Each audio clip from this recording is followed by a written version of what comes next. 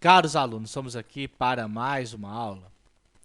Determina o valor da expressão e é igual a seno de 150 mais 2 vezes cosseno de 4π sobre 3 radiano menos tangente de 225. Vamos lá, vou usar minha circunferência trigonométrica. 150 graus está aqui no segundo quadrante, é esse arco. Vou projetar ele para o primeiro quadrante.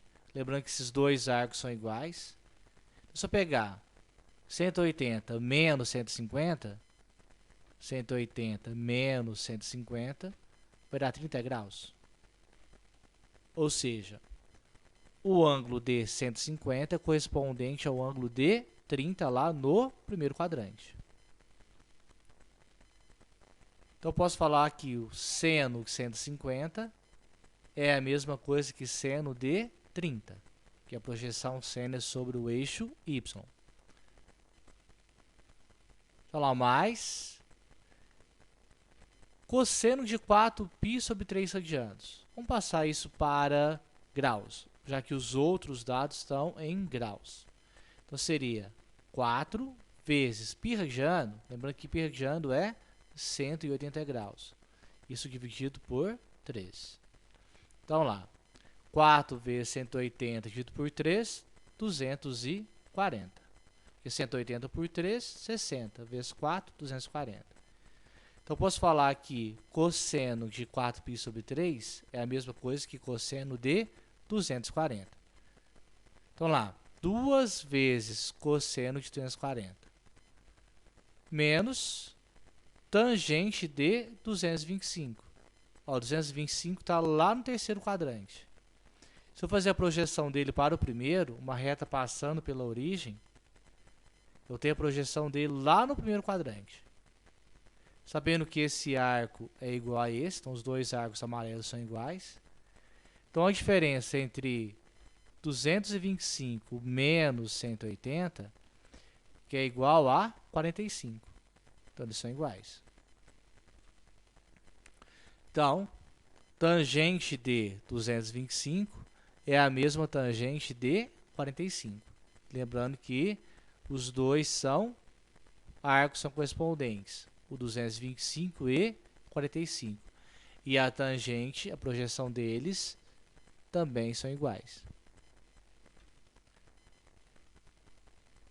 Então, lá, eu tenho seno de 30 mais 2 vezes cosseno de 240.